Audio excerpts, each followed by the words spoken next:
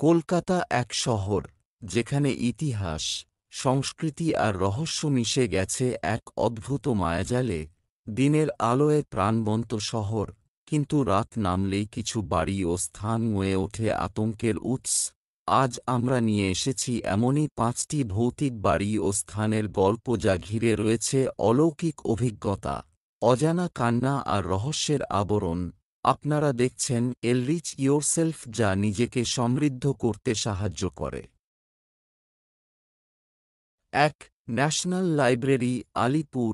কলকাতার আতঙ্কের মানচিত্রে প্রথমেই আমরা যাচ্ছি এমন এক জায়গায় যেখানে অজস্র বই আর গা ছমছমে নীরবতা মিলেমিশে এক অন্যরকম পরিবেশ তৈরি করেছে।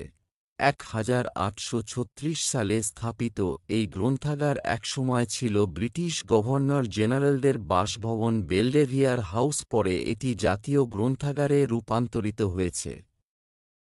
ছাত্রছাত্রী, রিসার্চ স্কলার, এমনকি কর্মচারীরাও বলেছেন রাতের বেলা লাইব্রেরির নির্জন ঘরগুলোতে হঠাৎ আলো নিভে যায়, বই পড়ে যায় মেঝেতে, অথচ কাছে পিঠে কেউ থাকে না। মাঝে মাঝে এমনও মনে হয় কেউ যেন তাদের ঘাড়ের কাছে নিঃশ্বাস ফেলছে। করিডোরে অদৃশ্য পায়ের শব্দ শোনা যায়।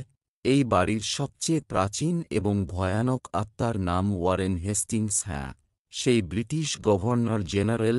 ওর জীবনে ক্ষমতা ছিল, কিন্তু মৃত্যুতে রয়ে গেল অপমান আর বিচারহীনত্ব। শোনা যায় তিনি এখনও রাতের অন্ধকারে লাইব্রেরির করিডোরে ঘুরে বেড়ান, খুঁজে বেড়ান সেই নথিপত্র যা দিয়ে তিনি প্রমাণ করতে চান তিনি ছিলেন নির্দোষ। আবার কেউ কেউ দেখেছেন ধোববে সাদা পোশাকে এক সাহেবের ছায়ামূর্তি ধীরে ধীরে অদৃশ্য হয়ে যাচ্ছে। প্রচলিত গল্পগুলির মধ্যে একটি হল চার্লস মেটকাফের স্ত্রী লেডি মেটকাফের আত্মার গল্প। লর্ড মেটকাফ হল অংশে মাকি। মাঝে মধ্যেই এক সাদা পোশাক পরা মহিলাকে দেখা যায় যার পদচারণা শোনা যায়, কিন্তু দেখা যায় না মুখ। তিনি আজও এই ভবনে ঘুরে বেড়ান, কারণ তিনি বইয়ের প্রতি ছিলেন অত্যন্ত রক্ষণশীল। কেউ যদি বই ঠিকঠাক না রাখে, তার রাগে নাকি সেই ছাত্রের সর্বনাশ হয়। ২০১০ সালে লাইব্রেরি ভবন সংস্কারের সময় নিচতলায় একটি গোপন কক্ষ পাওয়া গেছে। তাতে কোনো দরজা বা জানালা ছিল না। এটি ব্লাইন্ড এনক্লোজার নামে পরিচিত। এই কক্ষটি কিভাবে তৈরি হয়েছিল, কেন তৈরি হয়েছিল তা আজও রহস্যে মোড়া। তবে এই আবিষ্কার লাইব্রেরির ভৌতিক রহস্যকে আরও বাড়িয়ে দিয়েছে। অনেকে মনে করেন এই কক্ষের মধ্যেই কোনো অতৃপ্ত আত্মা বা রহস্য লুকিয়ে আছে। ২. সাউথ পার্ক স্ট্রিট কবরস্থান। এবার আপনাকে নিয়ে যাচ্ছি এমন এক জায়গায় যেখানে মৃত্যু শুধু ইতিহাস নয়, এক জীবন্ত অনুভূতি। সাউথ পার্ক স্ট্রিট কবরস্থান কলকাতার ব্যস্ত পার্ক স্ট্রিটের মাঝখানে দাঁড়িয়ে থাকা এই স্থানটি যেন এক আলাদা জগৎ। ১৭৬৭ সালে স্থাপিত ব্রিটিশ ঔপনিবেশিক আমলের বহু গুরুত্বপূর্ণ ব্যক্তির সমাধিস্থল এটি। এর প্রাচীনতা, জীর্ণ স্থাপত্য এবং অসংখ্য অশরীরী ঘটনার কারণে এটি ভয়ের পরিবেশ তৈরি করেছে। দিনে দুপুরেও এখানকার এক অদ্ভুত অনুভূতি জাগায়। এখানে প্রায় ১৬ সমাধি রয়েছে, যার অধিকাংশই ব্রিটিশ সৈনিক, প্রশাসক এবং তাদের পরিবারের সদস্যদের। ১৯ শতকে কলকাতায় ম্যালেরিয়া, কলেরা এবং অন্যান্য গ্রীষ্মকালীন রোগে বহু ব্রিটিশের মৃত্যু হয়েছিল, যার ফলে প্রচুর অল্পবয়সী মানুষের দেহ এখানে শায়িত। অকাল মৃত্যুগুলি থেকে বহু ভৌতিক কাহিনীর জন্ম হয়েছে। অনেকেই দাবি করেন যে কবরস্থানে অস্পষ্ট ছায়ামূর্তি দেখেছেন, বিশেষ করে ক্যামেরায় ছবি তোলার সময় অদ্ভুত ছায়া ধরা পড়ার ঘটনা শোনা যায়। দর্শনার্থীরা প্রায়শই অপ্রত্যাশিত ঠান্ডা অনুভব করেন, এমনকি গরম। কিছু ব্যক্তি যাদের আগে কখনো অ্যাজমা বা শ্বাসকষ্ট ছিল না, তারা কবরস্থানে এসে হঠাৎ করে শ্বাসকষ্ট বা মাথা ঘোরার মতো অভিজ্ঞতার কথা জানিয়েছেন। এক পর্যটক দল ক্যামেরাবন্দি করার সময় এক পর্যটক হঠাৎ অ্যাজমার শিকার হন। রাতে বা দিনের বেলাও কবরস্থানের ভেতর থেকে ফিসফিস শব্দ, কান্নার আওয়াজ বা পদচারণার শব্দ শোনা যায় বলে অনেকের দাবি।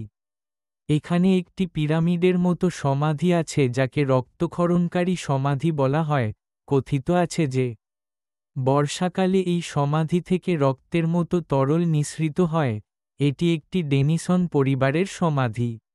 শোনা যায় এখানে শায়িত উইলিয়াম হে ম্যাকনাটেন, যার ছিন্ন ভিন্ন দেহ যুদ্ধক্ষেত্র থেকে ফিরে এখানে সমাধিস্থ করা হয়েছিল, তার অতৃপ্ত আত্মা নাকি এখানে আজও ঘুরে বেড়ায়।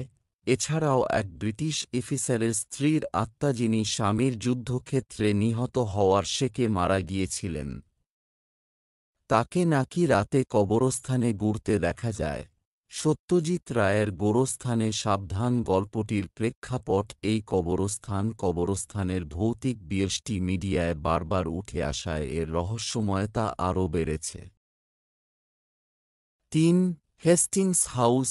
এই বাড়িটি শুধু কলকাতার নয়, গোটা ভারতের ইতিহাসের সঙ্গে ওতপ্রোতভাবে জড়িয়ে আছে, কারণ এটি হল ওয়ারেন হেস্টিংসের বাসভবন, ব্রিটিশ ইস্ট ইন্ডিয়ার প্রথম গভর্নর জেনারেল।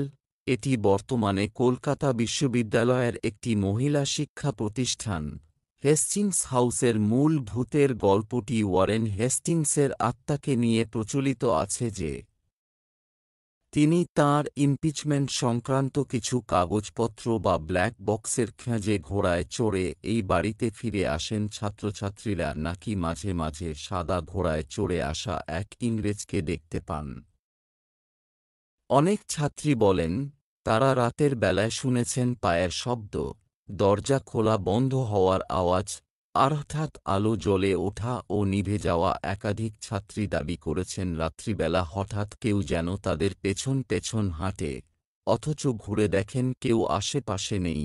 এই বাড়িকে ঘিরে আরও কিছু ভৌতিক পরিবেশ ও ঘটনা আছে, যেমন এখানে অদৃশ্য ঘোড়ার খুরের শব্দ শোনা যায় বলে অনেকে দাবি করেন। হেস্টিংস হাউসের মাঠে ফুটবল খেলতে গিয়ে নাকি এক বালক প্রাণ হারিয়েছিল, সেই বালকের আত্মা এখানে ঘুরে বেড়ায় এবং তাকেও অনেকে দেখেছেন বলে দাবি করেন। এই বাড়িতে অতীতে বসবাসকারী অন্যান্য কিছু মানুষের অস্বাভাবিক মৃত্যু হয়েছিল বলে শোনা যায়, তাদের আত্মারাও নাকি এই বাড়িতে ঘুরে বেড়ায়। বাড়ির ভিতর থেকে নানারকম রহস্যময় শব্দ, ফিসফিসানি, মানুষের চলাচলের শব্দও নাকি অনেক সময় শোনা যায়। জাদু কেন ব্যক্তিকে দেখা যায় না? এইসব কি শুধুই গুজব, নাকি সত্যি অতীতের অতৃপ্ত আত্মারা আজও এই বাড়িতে ঘুরে বেড়ায়? ৪. পুতুল বাড়ি, শোভাবাজার। এবার চলুন আপনাদের নিয়ে যাই কলকাতার উত্তর প্রান্তে, শোভাবাজারের কাছাকাছি এক পুরনো রাজবাড়ির দিকে, যে বাড়ির নাম শুনলেই গায়ে কাঁটা দেয়। নামটা যেন নিজের মধ্যেই ভয় জাগায়। পুতুল বাড়ি, ভিক্টোরিয়ান আমলের স্থাপত্য, বিশাল বারান্দা, লোহার সিঁড়ি, সেখানে চোখে পড়ে অদ্ভুত সব পুতুল। এমনকি দিনের বেলাতেও এই বাড়ির দিকে তাকিয়ে থাকলে গা শিউরে ওঠে। এটি একসময় গুদামঘর হিসাবে ব্যবহৃত হতো, যেখানে নদীপথে আসা পণ্য মজুত রাখা হতো। পরে এটি কলকাতার বাবুদের মালিকানাধীন হয়। এই বাড়ির ইতিহাস ঘিরে আছে অনেক অন্ধকার গল্প। শোনা যায় একসময় এই বাড়িতে থাকতেন কিছু বিত্তবান জমিদার, যারা নারীদের এখানে বন্দী করে রাখতেন, তাদের উপর নির্মম অত্যাচার চালাতেন। অনেক সময় নির্যাতিতাদের খুন করে বাড়ির পিছনে পুঁতে ফেলা হতো, আর তারপর থেকেই শুরু হয় অদ্ভুত ঘটনা।